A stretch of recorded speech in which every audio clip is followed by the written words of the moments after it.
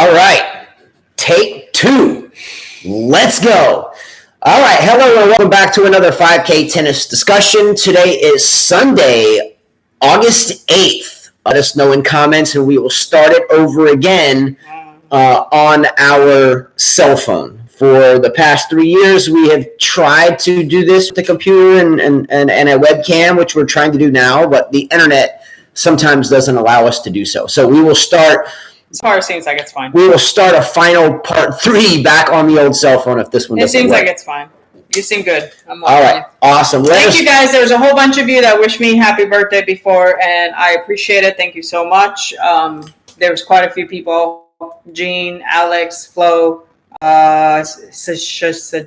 John. There's quite a few of you. I don't remember all the names, but thank you very much. It's fine now. Thank you. Awesome. And if it does begin to glitch or something, just please let us know. We always feel like such idiots when that happens, and it's really not us. We would really love to be able to do this with always a computer and a webcam and put more into it.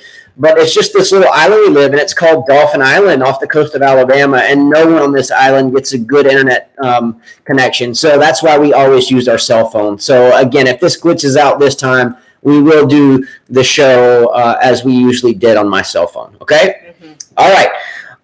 Don't forget to hit the like button. Don't forget to subscribe. Once the U.S. Open starts, we will kind of cut off the new subscribers until after, because that's your only thing you have to do to be able to subscribe or to be able to win over $400 in cash and prizes, just to hit the subscribe button, and it's free, so might as well do that. But hit the subscribe button if you want to get in on the $400 of cash and prizes for the U.S. Open. All right? Mm-hmm.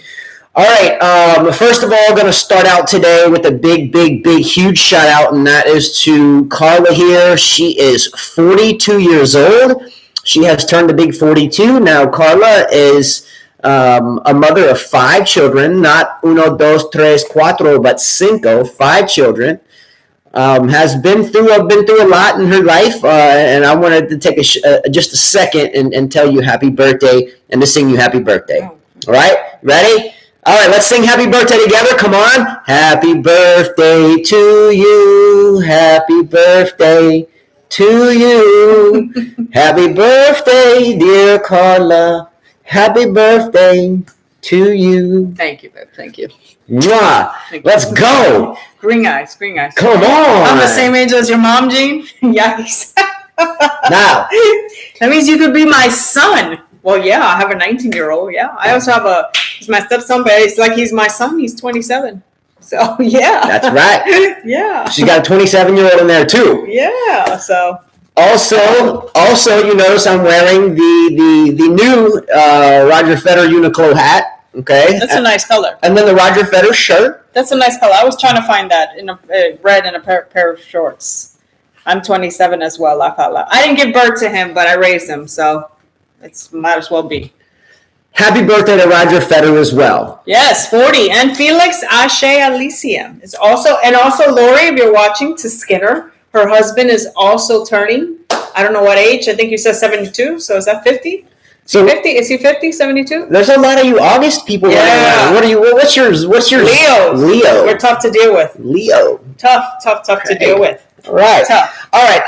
Carla and I don't really celebrate birthdays too much. We do, but we have 5 children. It seems like every week there's someone else's birthday popping up. Mm-hmm. So we don't do a lot of gift exchanging. So that's okay, because when you get older, it's all right. So actually, when Carla and I first met, and real quickly, in case you haven't heard this before, Carla and I met as Carla was trying to do her coaching certificate that I already had, and she looked for someone in her geographical location to help her through or to get a feeling of what to look forward to in terms of testing and observation and so forth. And we met that way, and the rest is history, right? Mm-hmm. When we first met, we spent a lot of time apart. We wouldn't, I lived in Montgomery, Alabama. You lived in Panama City Beach, Florida, and we would spend a lot of time apart. And I would write a lot of poetry. I would write her little poems, right? And lots. Yeah, and I would give her these poems, and she'd be like, "Oh, it's poems." I've never had that done before. anybody do that for me, do that. Okay, so today we went out and we played a match earlier. She won the match, and it was a pretty tight match. The score was 1-4, but it was. I think the second set was a lot tighter than the 4. But yeah, I did get tight. I felt like I ran out of gas. I didn't want to tell you that. I knew. I was very tired. It finally hit me. The sun drained me, and I was like, oh my gosh! And I became so mental, and I knew. If I had you 5-1 in the second, and it was 5-2, 5-3, 5-4, yeah. And I was getting mad. I was like, if I don't finish this, I'm gonna lose the second set. And I couldn't hit a ball anymore, so I was just trying to hit it to you one-handed. Well, if you noticed, I was using your SW102, and it was heavy and long. Mm-hmm. So I switched to the lighter Babylon 07. Oh, I didn't notice that. And I rolled off a couple of games, and I was feeling really good, and I knew you were fatigued. And then when I missed that last ball, that's why I threw my racket over the fence. I didn't notice that too. Okay, now that you reminded me. That's why I threw the racket over the fence. Okay, so what I did anyway is I wrote Carla a poem. Now, I wrote this after the match. I had to come home and shower real quick and then go back and pick her up. She was teaching a ladies only lesson. So I went and showered, and I said, you know what? I've got about 20 minutes to spare. Let me throw a poem on paper and then read it on the show. So I wrote you a poem, and it only took me 20 minutes. And, if I spent longer, I think I could have done better. But I think overall, I think I did pretty good in 20 minutes. All right. All right. You ready for this? This is your birthday poem. Are you ready? Here we go. Breathe freely. Okay, here we go. Kind of like hitting a tennis ball. Swing freely. All right, birthday poem. Here you go, Carla. Life with Carla is very much like tennis. So in a few lines, I will try to explain this. Some balls land in and some balls land out. Some days with you I'm happy, and other days I want to shout. Okay? When I beat you, my day is completely set. However, when I lose to you, I do things I regret. Okay. Even tossing my racket high into the air, I always find a smile by looking at your spicy stare. Okay. Wow. I hit winners from all angles, yet you get them back, proceeding to get my mind completely off track. Okay. I find my peace bouncing the ball 3 times at the baseline, but I'm always distracted by you because you are so damn fine. Okay? Wow. 42 years may seem long, but for me seems short. After all, most of our hours are spent on tennis courts. It wouldn't be prudent to not mention your legs, the most awesome pair that stays stuck in my head. Wonder why when you walk I lag behind? It's because that's the only thing my eyes that your legs are that my eyes will ever find. Okay? In short, life with you is like hitting your 10th ace. Your beauty, strength, energy, and character puts a smile on my face. I'm the luckiest man on the planet indeed, and I appreciate you spending your life with me.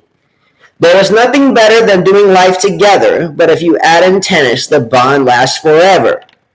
Now get up and walk around. Whoa. Okay, I got it. Okay. Now get up and just walk around. Okay, now get up and walk around just so I can, okay. Now get up and just walk around so I can continue to watch your leg muscles flex on the ground. Life is short, so always be kind. That is no problem for me with you walking and me always behind. Yeah, let's go! Get done! All right, be small. That's how we roll in here. That was good. All right, and I missed that. That was a comma, and I thought it was a J, and I'm like, why did I write a J there? So it was now get up and just walk around so I can continue to watch your leg muscles flex on the ground. That's where I stumbled up. All right, let's go, man. Come on. Pouty over here. I was like, what? I saw a tear. And I'm like, where's that coming from? I'm like, damn, that's rare. Okay. It's been a long time since you've written a poem. All right, well, you got a poem, my lady. All right. Roger Federer, by the way, turns 40 years old. We call that 40. Yeah. Best and worst of Roger Federer's career. Let's start now. Best and worst of Roger Federer's career. Let's start now. I'm going to start with best. Best part of Roger Federer's career for me, and Carla was around this neck of the woods in time, is when Roger Federer beat Andy Roddick in the 2009 Wimbledon final and took his 15th major, surpassing Sampras with 14.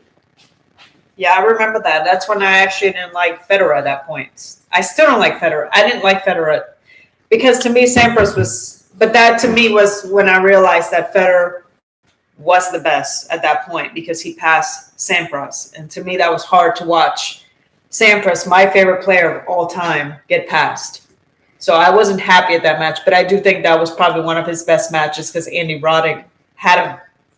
He had him many times. Shoulda, coulda, woulda, and just didn't happen. Had him many times, and it just did not happen. And I felt like if Roddick could win that match, his career would turn around. Yeah, I saw a question from Michael Walker here. Whose birthday is it? Felix. Yes, Felix Auger Aliassime, Roger Federer, and Carla's. Yes. And then I think he asked, who's my favorite former player? That's an easy one for me. No, he said, whose birthday is it? Felix and Justin's former favorite player? Me? Yeah. Yeah, mine would be Stefan Edberg. No, but he said your former player, which was Federer. Oh, yes. Okay, I misunderstood the question, but yes. Yes. So, Stefan Edberg, my favorite player. But yeah, I do think for him that was one of his best matches. After he got the 15, he kept rolling, and of course Djokovic and Nadal were in another match that I remember that I thought was really good for him was his last slam that he won against Nadal at the Australian Open. That was the last one that he won. I think that was 19? I think it was 19, yeah. See, it's 2019, just seems like yesterday. It's oddly enough, it seems like when Roger Federer won that Australian Open, it was like a long time ago, and it's 2019. It's like, wow, how time flies, right? Michael Walker said the best part of Federer's career was Federer destroying Hewitt at 2006 U.S. Open final. See, I didn't pay attention, Michael Walker, and I should have. I didn't really watch that match.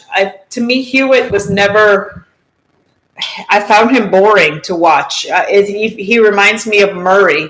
It was just difficult for me to watch the baseline and the come on. I just did not enjoy Hewitt. Therefore, I didn't watch that match because Hewitt was in the final. Well, I didn't enjoy Federer at that time. Gene Swart says here that when he beat Marin Cilic in the final, didn't Marin Cilic cry on that occasion?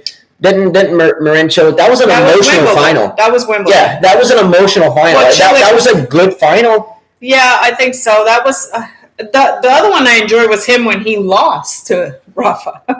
Good point. I thought that was a great, even though he lost, I thought that was a great final. It was exciting. It was full of adventure and it was dark and stuff. So I enjoyed that match a lot.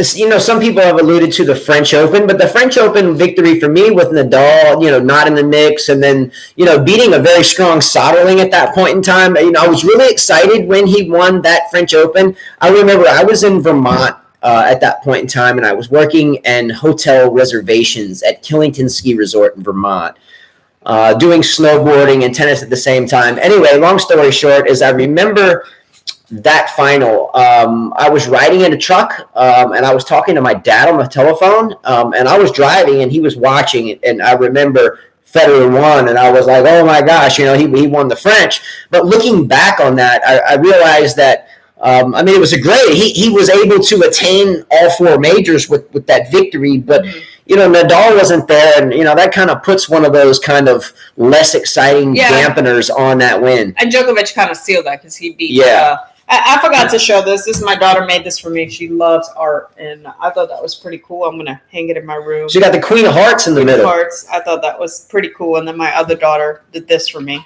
She did it all together. She saw a tennis ball. Oh, that's a mini tennis ball. Mini tennis ball. So they know me very well. For me, the tennis gifts are priceless. I don't really care for much of what most girls care about, which is jewelry. Unless you want to buy me a pair of Lululemon shorts, go for it. But these, to me, are priceless, and they're better than anything. I love it. Excellent. Yeah. She did a great job. Yeah, and I'll hang that in my room. Plain and simple. Yeah. But I agree with you, Michael Walker. To me, the Cilic match was kind of a disaster. It was kind of one-sided, I thought, and that was at the Wimbledon final. I mean, I didn't find that exciting. I thought it was cowardly of Cilic to be crying. Well, that he felt like I didn't even feel like he had a chance against Federer in the final. Now, when I met you, Carla, you used to call Federer crybaby because he would always cry when he lost. So you understand what I'm saying? Look, when you get into that type of tennis match all the way to a final at Wimbledon and you shed some tears, I think that's okay. Yeah, that's okay, but I felt like he was shedding tears for the wrong reason.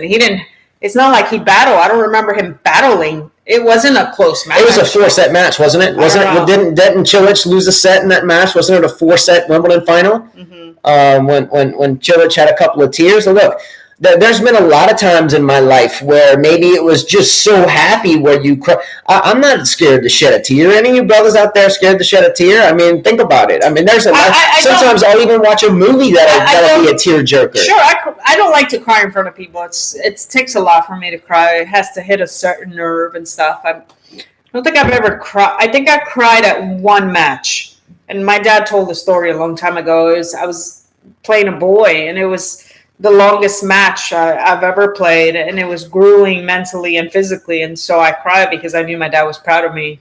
But other than that, I've never cried at a match, but I've never been a Grand Slam champion, nor do I know what it feels like to be in a Grand Slam final. So I'm sure there are a lot of emotions there, but I just did not find that match. It wasn't close, it just wasn't. I think Medvedev should have cried because it was close. Furkill and Michael Walker both answered it. 3 sets, it was a straightforward victory. I was wrong, and Michael Walker says he was injured. Cilic was crying because he couldn't perform. But still, that makes sense. At least he didn't go out there and pull out before the match started. Okay, I didn't know what I'm saying. Injured. I mean, he didn't. Again, Cilic's never been my favorite, so probably that's why I give him a hard time. But I didn't know he was injured. So Cilic could have pulled a Federer. Federer pulled out of the French prior to playing a match. So you think that Cilic, if he was injured, maybe could have pulled a Federer, but he didn't. It would be stupid because didn't we have Henin that pulled out of a Wimbledon final where Maresmo won without even playing it? Was it Henin she was supposed to play? Yes. I thought it was Serena she was supposed to play. No, Henin pulled out of the final. Did not play it, and Maresmo won. Yeah, Maresmo won that one on a walkover. Yeah. Yeah. So that's sucky. That's sucky. It happens. Okay, what are some of the down points in Federer's career? I know a lot of people are going to come out and say the 2009 racket smashing in Miami. But let's look at why though. That was kind of okay. I'm beating this like a dead horse, but I went to 2 U.S. Opens in a row as part of a stringing thing. Anyway, long story short, is 2007, 2008. Djokovic is starting to jump on the scene, and Nadal is now right in the mix and there, right? 2009, that when Federer smashes the racket, it was kind of for me watching it. And my father and I followed Federer coming out of the juniors, by the way, wooden rackets, and Federer had a little attitude as a junior. Federer was known to smash a racket or two as a junior for sure. Anyway, but I think the 2009 racket smash was a culmination of now I'm winning everything, and now I'm being tested by Nadal and have already been beaten. Nadal had already beaten, I think, Federer in the Wimbledon final before at that point in time, right? 2009, didn't Federer win the 08 final against him, and then Federer beat Roddick the next year? Didn't Nadal win the 08 Wimbledon final? I think so. Anyway, I didn't write this. I'm just shooting from the hip here. But anyway, Federer was in that frustration zone, and we're talking 2009 of now I've got some people I have to be careful about. And here he is still today turning 40 and still in the game. Anyway, what are some of the down points in Roger's career? I have to agree with you guys. I don't think the smashing the racket. Furkill said Wimbledon 2019, I think. One of the downs for sure, yes. I think that was his opportunity to win another probably final slam. Well, yes, but that was, okay. That was a downtime for Roger if you are the Roger Federer fan, and I am. But I'm trying to be objective about it. He played a great match, and Djokovic, Roger was serving for the match. Federer had a couple of match points in that match, right? So on his racket. But it wasn't a downtime. I mean, what were some ugly moments in his career? Was there any moments where there were ugly moments? So, Djokovic, like he'll throw a racket in the crowd, or, what's some ugly moments that you're like, ooh, I can't believe Roger did that. I think a tough loss in the 5th set was an epic match. The better player won that day. But I mean, what are some down parts of his career? Are there many of those? Many athletes can go through the whole career, and man, they're just like, man, this guy's a beast on the court, but he's an asshole at home. What are some down negative things you have heard about Federer throughout his career? I don't think he has many down times. That's what I'm saying. He's had a lot of to me as a fan, the down to me is the fact that he should have retired with the bang, and the Labor Cup to me it would be the down for me, as a fan watching him. It's cheesy, so I don't like it, so I think it's a down. Yeah, and Mike Walker has a good one here. Roger being down period was in 2013 when he was losing to everyone. Good, but is there anything like super negative we can be like, man, I can't believe he did that, or just some really down? Okay, so Alpha says one down point is the U.S. Open 2009 final defeat versus Del Potro. I turned that off thinking that Federer was going to win that easily. Yeah, he had that match virtually won, then he lost himself with frustration at umpires swearing. Del Potro was up and down the whole match, Fed threw it away. That's a good one. Mm-hmm. And that's true. That eluded my mindset. That's true, because I didn't like Federer at that time. I'm like, here we go again. I'm like, this Argentinian guy's not going to do anything to beat him. He's already winning. So I turned off the TV because I was upset about it. And then come to find out, I'm like, what the hell? Yeah, so Alice Huyar says that Roger should retire at the U.S. Open. That would be okay. However, he started a tournament called the Labor Cup. I'm only assuming that he will go to that tournament and pass the torch then, or hand the torch off to someone else then. I say pass the torch. Right now, Nadal and Djokovic both have equal torches. He will hand his torch off to someone else. The U.S. Open, I don't think I think if he were to retire at a major, he owes it to Wimbledon to do that, right? Just like, Djokovic has owned the Australian. And Djokovic may have something else to say about tying as many Wimbledon wins as Federer does, right? Right. But I think for Federer to come out legacy kind of consummate would be to go ahead and finish it at his Labor Cup. Maybe put in another year next year. Call a historical age, retire at 41, play all the majors next year, everyone, even if you get bounced in the first or second round, and retire at your Labor Cup. I just don't know if he'll have the ego to lose in the first week of repetitive majors. Yeah. When Chia, I just disagree with you a little bit. You said you don't think you should, that, let me go back to your comment here. Where is it? It's not necessary to retire with a bang as long as he enjoys it. True, but we want to remember him as a champion, the champion that he is. Venus, we know, is playing because she just wants to keep her label going. But for Federer, I feel like it's a bit different. He's more of a champion than her. With 20 Grand Slams compared to the 7, that's a big difference. I'm sure everyone knows who Venus is, but everyone knows even more who Federer is. And just to see him losing and just his losing to anybody, that's tough to swallow. Federer's ego, his ego is still very fresh. Mm-hmm. The ego, a lot of people don't really kind of, I guess, fathom in a way. The ego is a big deal for everyone.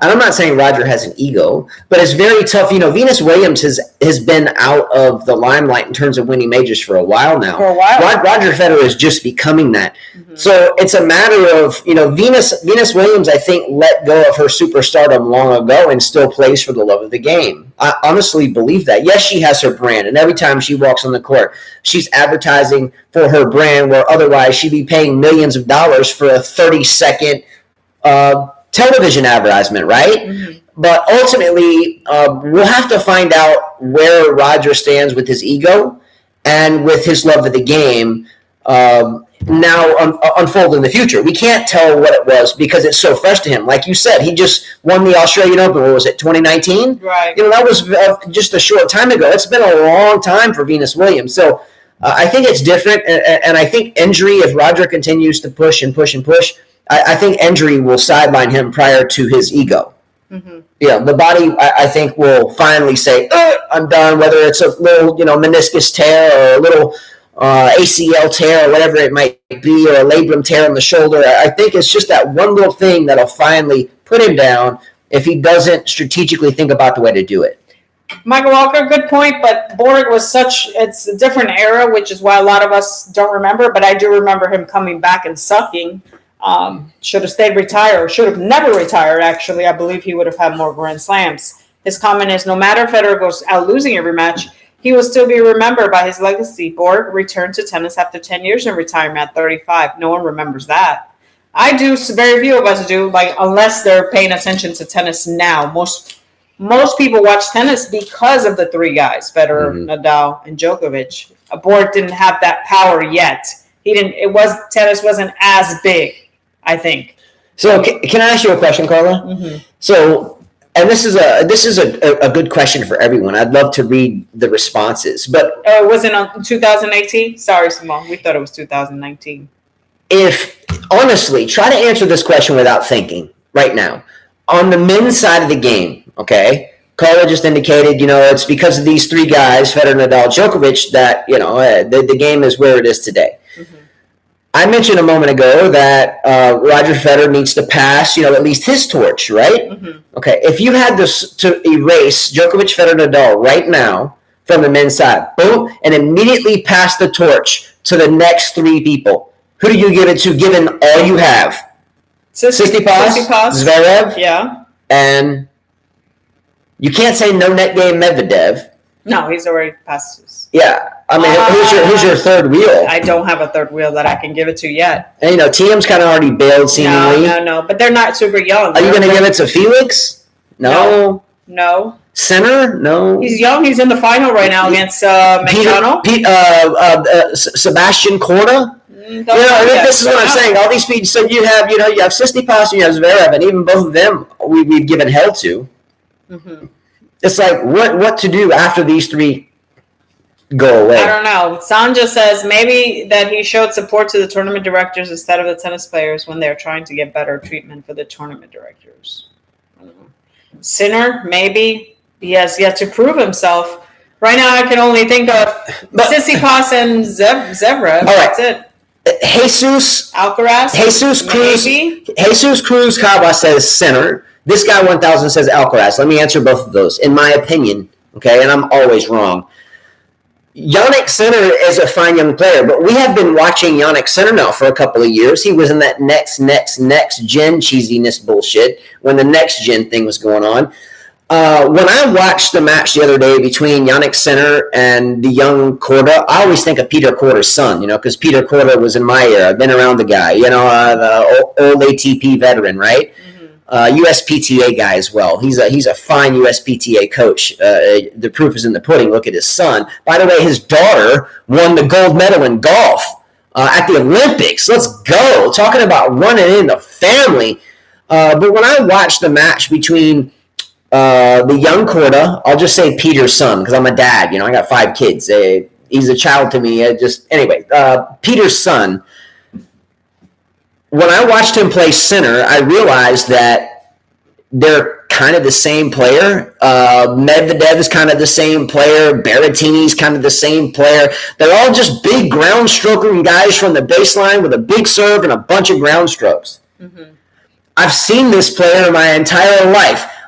Michael Walker out there, tennis guru, historically savvy in all aspects of the game. People think back in the days of wooden rackets and, the game, was much different. It really isn't that much different. There's nothing new underneath the sun. The strokes are still very much the same. You have a little bit more, speed, a little bit more power with the rackets and strings, but tennis is still damn tennis. And there's nothing new with people grinding it out from the baseline. And Jannik Sinner and Medvedev and all these guys they're exactly the same. So I don't buy into any of them in terms of being multiple Grand Slam champions because what we run into in the game of tennis is every, couple of years or maybe every decade or so, you have this one person that's an outlier. They're not they're not the same variable as everybody else. They're out here on the edge. You know, you got Serenas, and you have the Federers, and you have the Nadals, and you have the Djokovic's. And then when the pot of tennis players is all very much the same, it just takes that one outlier to come in and just kind of knock all those, you know, coulda, woulda, shoulda people right off the damn mat. Do you understand what I'm saying? Yeah. So even if you give the next torch to the likes of Zverev. Someone said, why not Medvedev? They are close in age. Well, Medvedev is 24, Tsitsipas about to be 23. Medvedev is 25. But Medvedev has no net game. He has no net game, guys. I can't. Look, I love how you keep saying that. For the likes of me, I cannot, and just in my opinion, I get it, you know, I'm wrong on paper because the proof is in the pudding. Medvedev, in my opinion, is not a top 10 player. He's just a big, bruising baseliner player that gets his panties in the wad when he doesn't hit his shots. Or when it's too hot. Or if it's too hot. You're killing me. You want to kill me. But the problem with the run-of-the-mill players is that eventually that one new guy on the block comes in, and then he owns you. And everyone else that plays that way. Mm-hmm. So, you know, it's just Rublev? No, the same thing. Same thing. It's just the same thing, you know? I don't think so. If I've seen Rublev, you know, I've seen Kakinava. Maybe Musetti, but we don't know. He can't play Montreal because he got out of the bubble, so he wasn't even able to qualify. I read that today. I was like, wow. No, will anybody don't tune out because I want to bring up this one topic. I think it's worth talking about. The Olympics ended last night. Yeah, and I wrote something about that too. Okay, so so I'm only going to bring something up Olympics, and if you want me to shut up, I'll shut up. But this was so interesting to the both of us that I wanted to write something about it. All right, has anyone heard of the event, the Pentathlon? The Pentathlon is an event where competitors compete in 5 different events, and those events are fencing, you know, the sword fighting. By the way, we as young tennis players, my father would have us learning some of the dueling type sportsmanship with fencing, swimming, running, shooting, and horseback riding. And then the winner, you know, of course, accumulating the most points will get the medal. Okay. So I came across this because of an article heading that indicated that there were so many people on the leaderboard to win the gold medal or silver medal or bronze medal, and none of them won any medal. And I'm like, what the hell happened here? I read this. I'm like, okay, so let me click on this article. I was laughing. Okay, so in this pentathlon, these athletes go through fencing, swimming, running, shooting, and then comes the last thing, and that's horseback riding. Okay, well, you would think that the athletes would have their own damn horse, you know, and then that horse would, you know, lead you into battle. But the thing is that the horses are randomly selected for the athlete, and they only have 20 minutes to get to know the horse. And then after that 20 minutes of becoming associated with this random horse, then they get to go run the gauntlet and go through their medieval warrior training type event, the pentathlon. You know, you're shooting, you're fencing, you're going horseback riding, but, you know, at the very end of all this skill-prepared stuff, you get assigned a random-ass horse. Okay. Anyway, long story short, all these people that were favored to win the event, and one lady by the name, her name was Annika Schlew. I think she was German. She was number 1, headed for gold medal, and she got assigned a random-ass horse.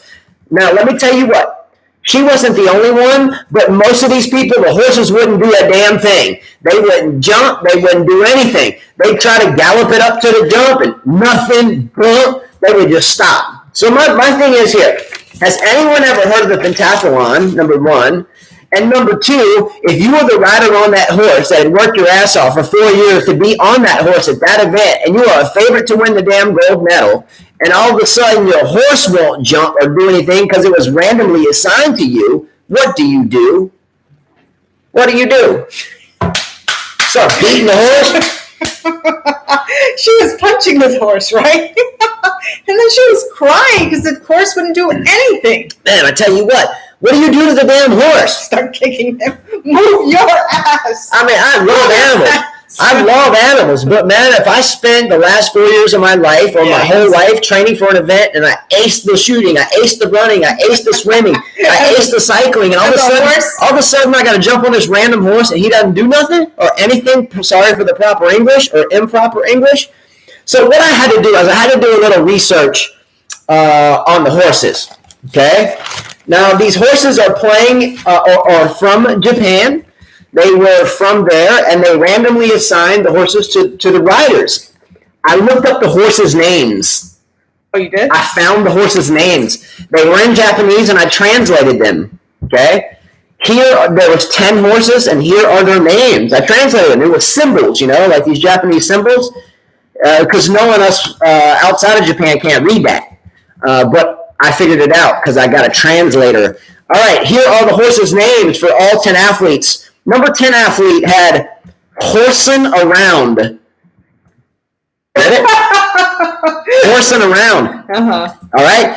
The number 9 was Gates of Hell. Get it? Because the horse has a gate. Gates of Hell. Yeah. Okay. The number 8 horse was Walk of Shame. Okay. The number 7 horse was Bored Bronco. Bored Bronco. This one was my favorite. Horse number 6 for the person that didn't win the gold medal. That was in first place when we got here. Sir Nays a lot. Let's go! Names were bad. Big flair. The names were bad. That's why. Okay.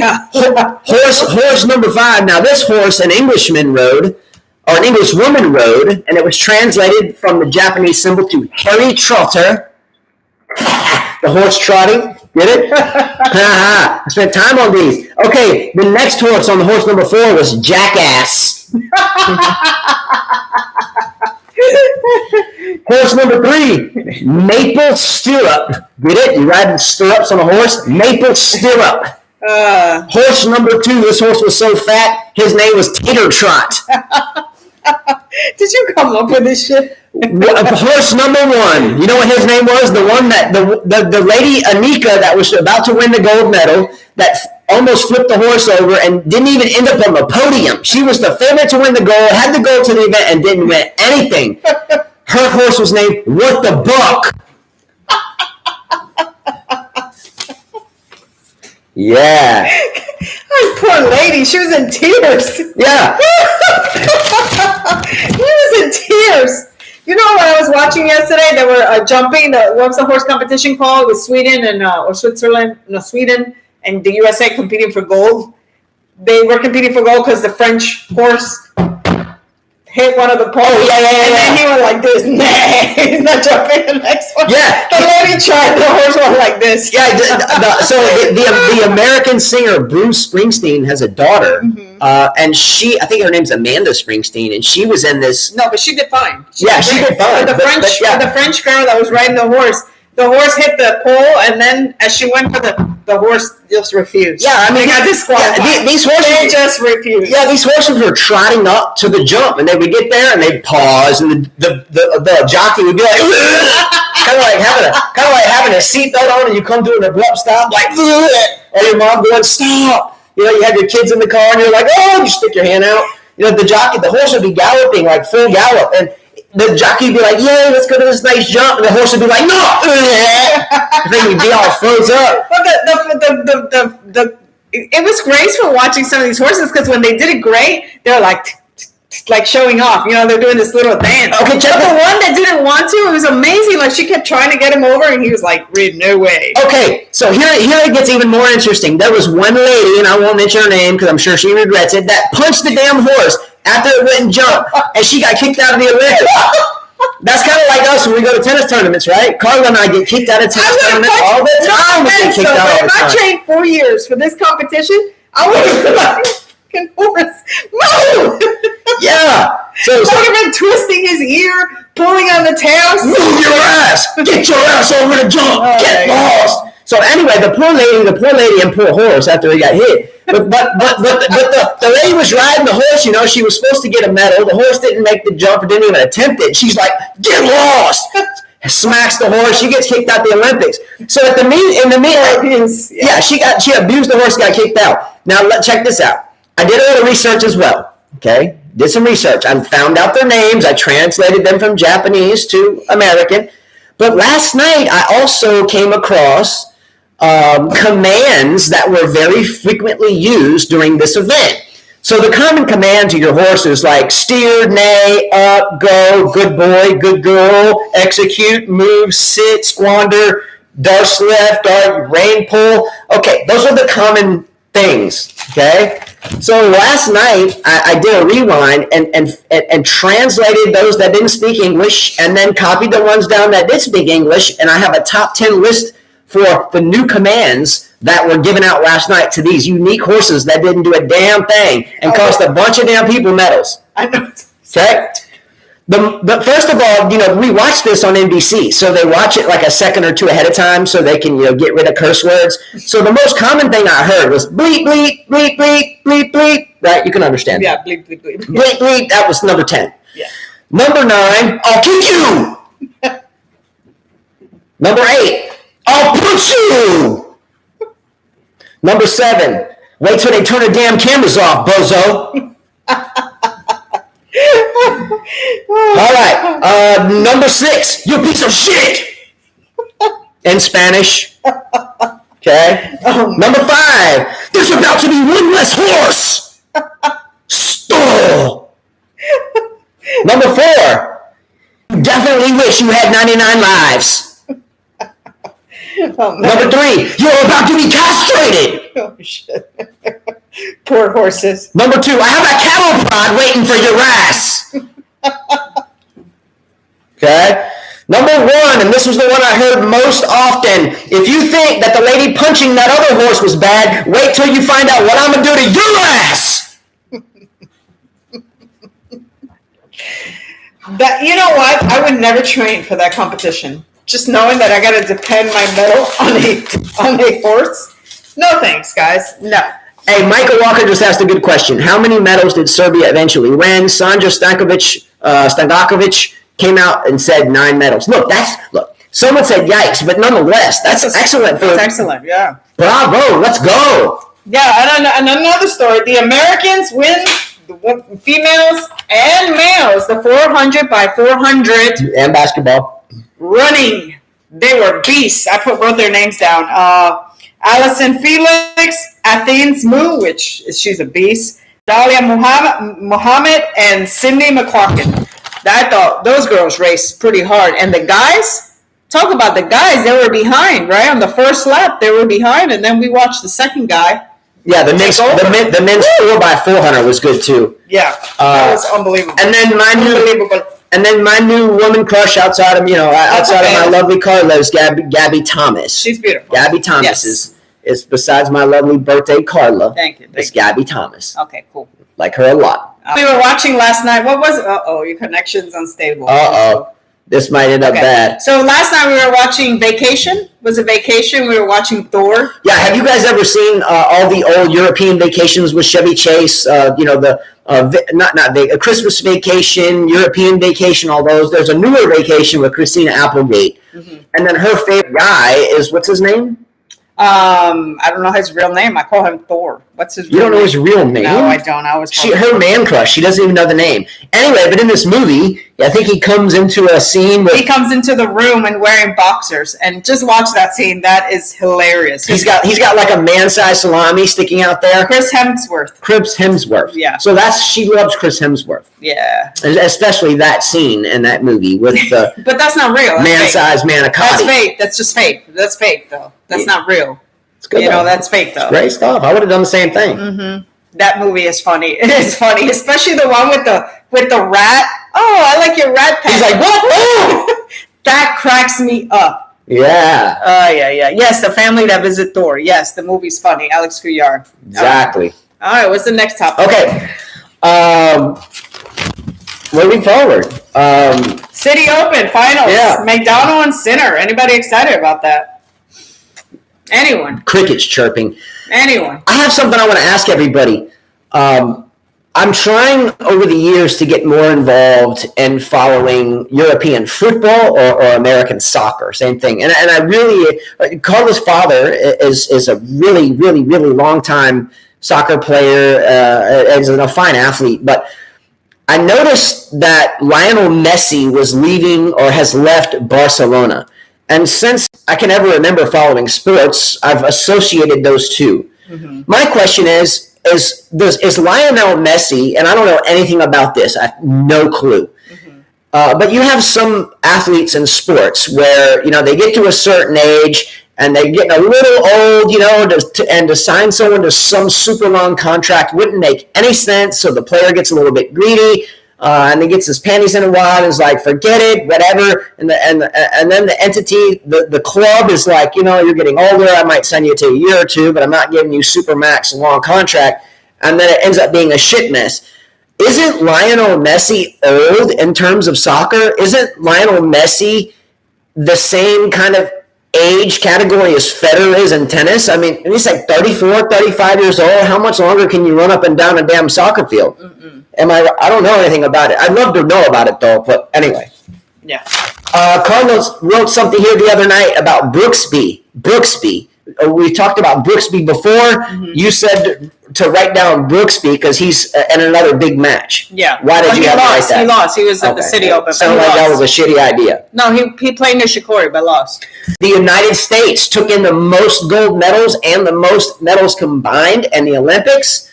So good job for them. Now, Olympics, some longtime snowboarder skier. Does the Winter Olympics happen this winter? Because in January, it turns 2022.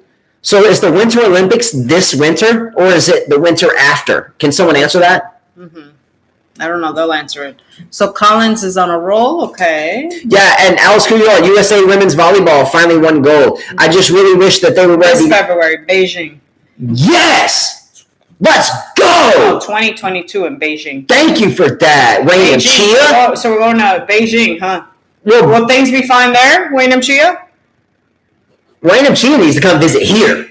And Michael Walker. They should park it right here. Mm-hmm. Let's go. Let's do this all together. So Gene sent me that we have the Montreal, which is the big tournament coming up. I saw the number 1 seed, Sabalenka, 2 Andreescu, 3 Slovenia, 4 Pliskova, 5 Muguruza, 6 Halep, playing again, 7 Kvitova, and 8 Azarenka. I didn't see Serena there. We know Osaka, Swiatek, and Kenin all pulled out. So your 2 biggest players there are Halep and Andreescu. Yeah. Well, they're still, they probably Pliskova, Kvitova, those are still big names. Well, the biggest sellers. Mm-hmm. I don't mean who's the best. I just mean who's going to come see, you know what I'm saying? If people in Montreal are coming to see players on the women's side, they're coming to see Andreescu and they're coming to see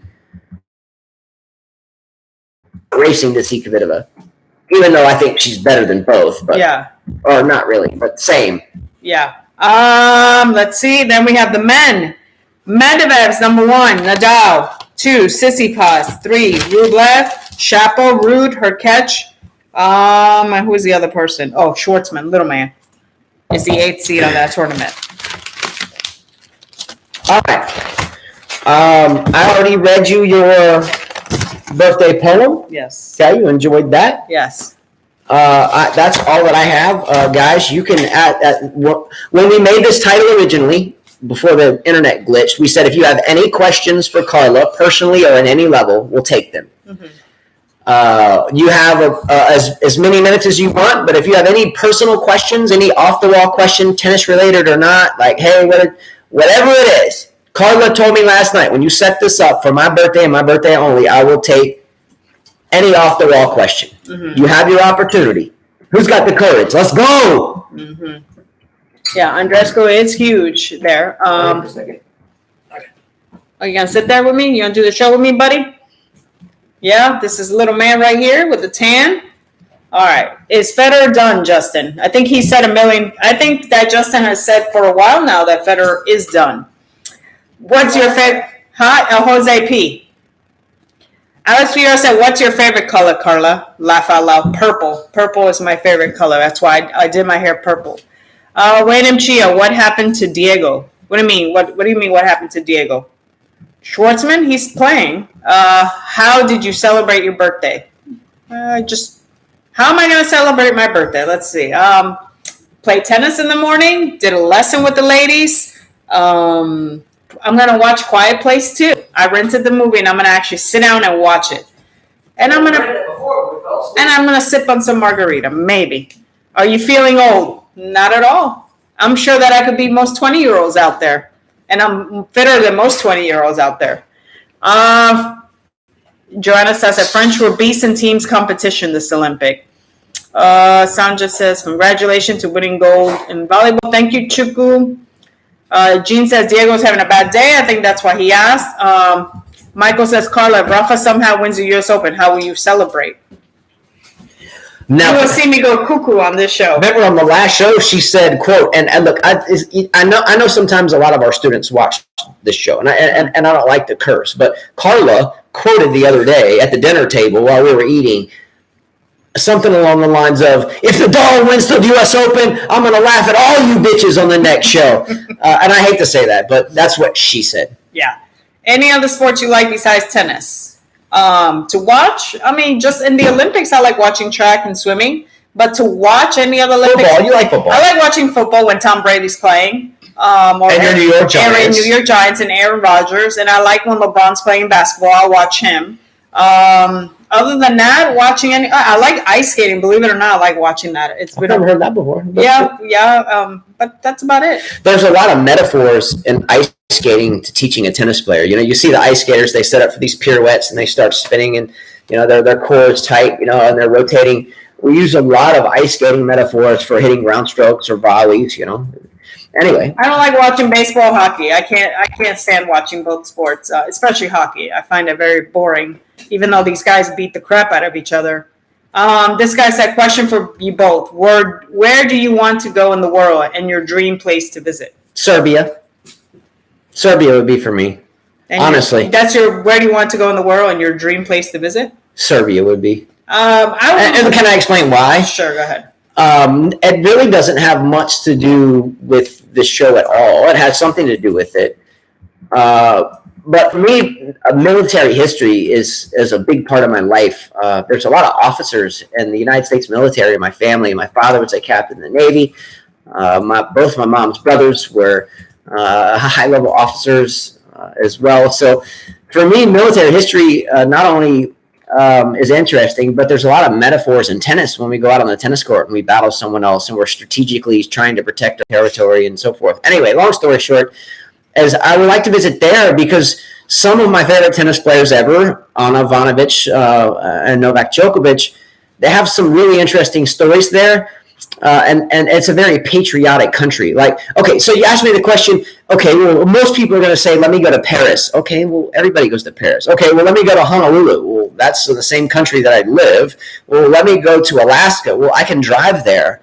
I would like to go somewhere unique, off the beaten path, where not many people go, at least from a touring perspective, soak it in, meet the people. That's because you haven't been anywhere, Justin. I would like to get to know. He hasn't been anywhere outside of the U.S. I have. I've been to a lot of third world countries, so I've soaked it up. I've seen it all. Yeah. There's nothing that surprises me anymore. There can't be more poverty than there is in Central America, in the Caribbean as well. You know what? There is so much poverty there that it will shock you that even homeless live better here than they do over there, where Haitians are living in Dominican Republic and have no running electricity and no running water and live by railroads.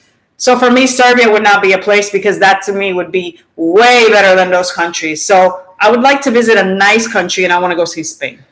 I don't know how you got off on that tangent. Somehow you just asked you me don't what know. country I wanted to visit. All of a sudden you're like, no, it's not a bad thing. What I'm saying is you haven't seen the real world. All of a sudden I know you're being throwing positive. a country under the bus. Most people want to see Honolulu or Paris because they've seen the bad places. That's why they pick those places. Okay, you just lost me on that one. But I would like to go to Spain just because of the food. That's it. See that, but that's what every tourist wants to do. They want to go get fat and eat a bunch of shit. Oh, no, they don't get fat. Their food is not. I don't care about going out to eat. I want to get on the ground and they have a lot of history. Climb through the woods and go through rubble. I've done that. I want to see places that were bombed. I want to be in the thick of it. I don't want to go out to some 5-star restaurants. Let's go to China. Go see the. See, this is the damn thing about women, man. They just want to go on vacation and eat at some nice restaurant. But Justin hasn't left the United States, so he doesn't know what rock is. I would rather have a damn can of lunch meat and go out and walk through the wilderness than I would be to sit down at some 5-star restaurant. Who said I want to go to a 5-star restaurant? Give a shit about he that. hasn't been to the rough parts of the world. If he goes to Nicaragua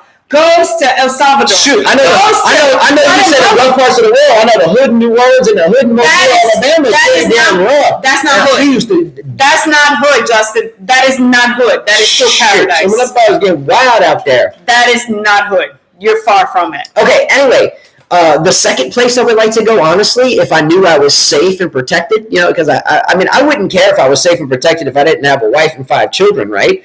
But the second place I would like to go is somewhere in Africa. And I'm not talking like South Africa. I'm talking somewhere like where Jonathan, our oldest son's roommate's from, Rwanda, or somewhere Saharan with the lions and the tigers. Mm-hmm. I'm not interested in going to the freaking resort at the Hyatt. I'm interested in getting down and getting freaking dirty and coming back 2 weeks later without taking a shower and having shaved.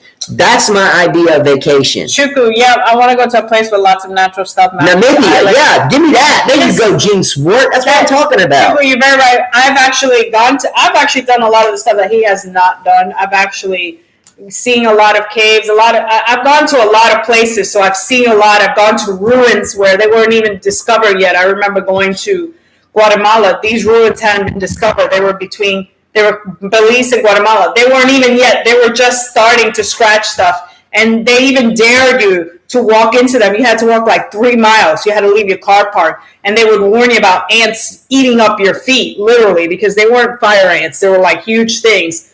I've done all that stuff. So for me, I don't want to stay at a 5-star place because I've done that as well. So I want to go to Spain because I would like to see, you know, the culture over there, where where our origin comes from. That's why I want to go. Didn't Lionel Messi go to like Croatia or Serbia or somewhere in the Balkans a couple years ago when we first started this channel? Wasn't he traveling with his mom? And he didn't. Yeah, he did. Maybe he had to. No, he sent us pictures. Yeah, he did go. Yes, that's what I'm saying. So he was over there too. Lionel Messi said, "I will not go anywhere without flushing toilets." But Lionel Messi didn't. Correct me if I'm wrong. I think when we first started the show, he was right there for that. I think you sent us a lot of pictures, right? He did. Wasn't he somewhere in the Balkans? I think so. Let's see. I think so.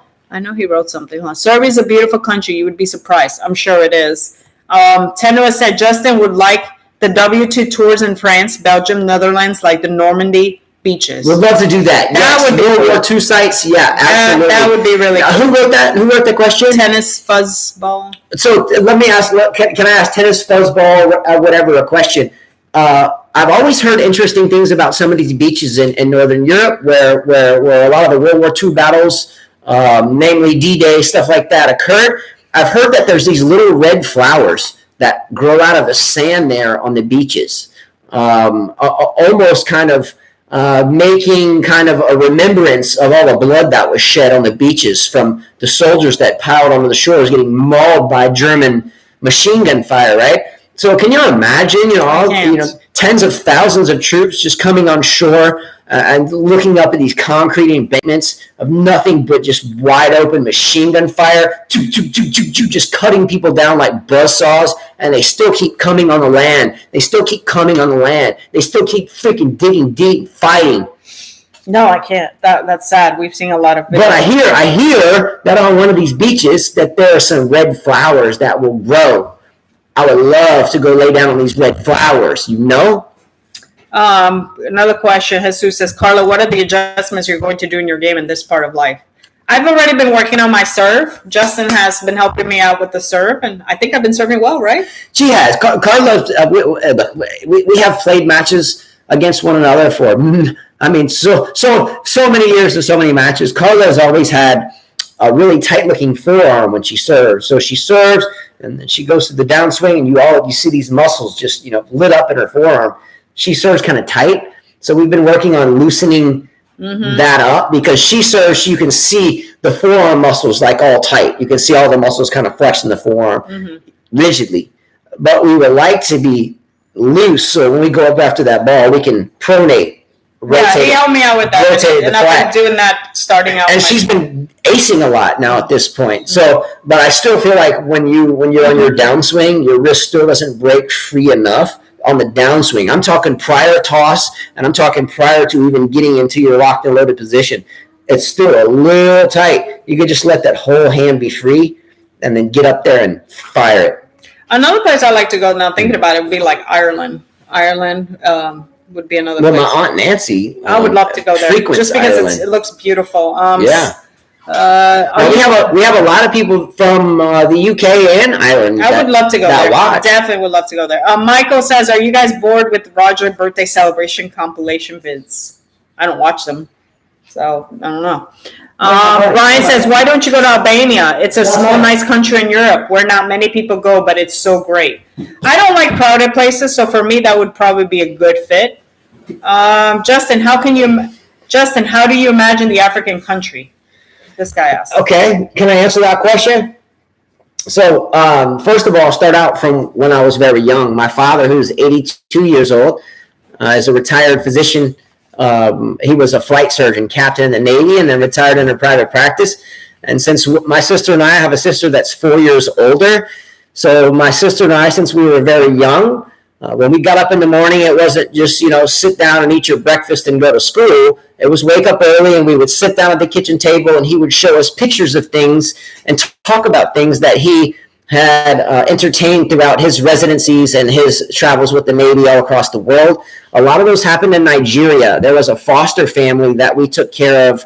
We were in Southern California at this point, and then my father would give a pretty significant portion of his income to this foster family in Nigeria.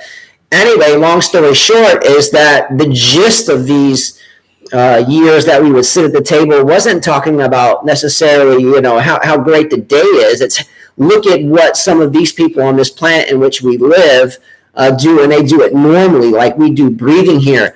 I've made references on this show before about tribes, people that live in tribes in certain countries in Africa. At least this was in the late 50s and early 60s, where young men would reach a certain age and they would be brought into the town square.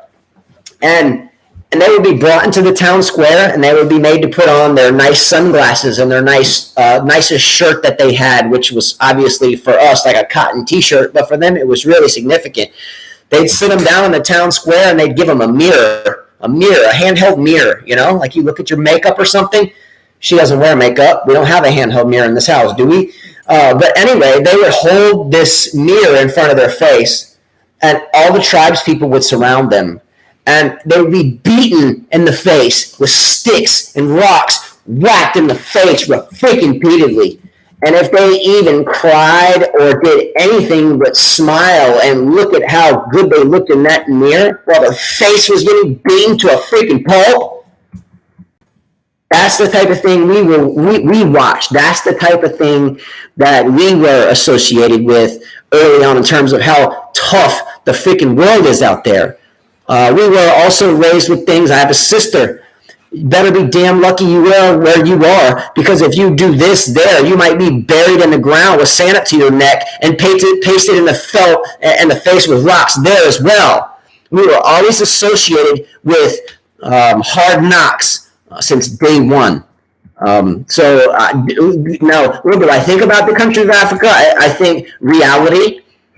I think reality in a nutshell. I don't need to read some freaking billboard over there that's telling me to go eat at my local McDonald's or my local Burger King or to go buy a car at the local Ford dealer. Everything I roll up to is hard knocks. Everything is reality, period. I love reality. I don't talk shit. I don't gossip. I don't have many friends because everybody behind your back talks shit. And I don't think anybody there is going to be talking smack. Just like I don't think the people in Serbia will be talking smack because they're patriotic. It's the flaky people that aren't patriotic and talk a bunch of shit. So go Serbia, go Africa. That's my top two places I want to go. Serbia, uno. Africa, dos. Go. Reality. Yeah, Wyndham Chia said, I visited a concentration camp. My mood was down the rest of the day. Anyone's mood would be. Interesting story. Yeah. My mother, I have an aunt, and her name is Aunt Dolores. So my Aunt Dolores was married to my Uncle Bruno. Well, Bruno was from Germany. He's passed away. He passed away not terribly long ago, a couple years. So my Uncle Bruno was actually a German soldier in World War II. And he was captured and put into an American POW camp. And my Aunt Dolores met him through that whole deal. And he was a big part of our family and will be another day as well. But yeah, so we have German soldiers in our deal, but nonetheless in a roundabout way. He wasn't in for fighting with them. He was made to. He didn't have a choice. Hence why he was kind of captured, like, hey, I'm over here, type thing. Yeah. Anyway, but interesting story. Cool. Any other questions? That's all I got. If anybody has any, I'll take. Look, very rarely do I say this. I'll give people 90 seconds. I'll answer any question for 90 seconds. I usually kind of tune out with that. 90 seconds if you have a question for me. Otherwise, we're out. Yes. And it's been a great show. I enjoyed it. Happy birthday. Can I read your poem again? No, you already read it. No. I was proud of that. So he got to visit in 2010. He got to visit. It sounds like you've gone to a lot of places, Wayne. A lot. So, Wayne M. Chi, I'm going to ask you a question. You go to a lot of places. If you come here, you can save your hotel room money because you don't need one. We have plenty of space. Number 2, you can save your rent-a-car money because I'll come pick you up from the airport, which is not far. Number 3, you can save yourself food because we cook every night.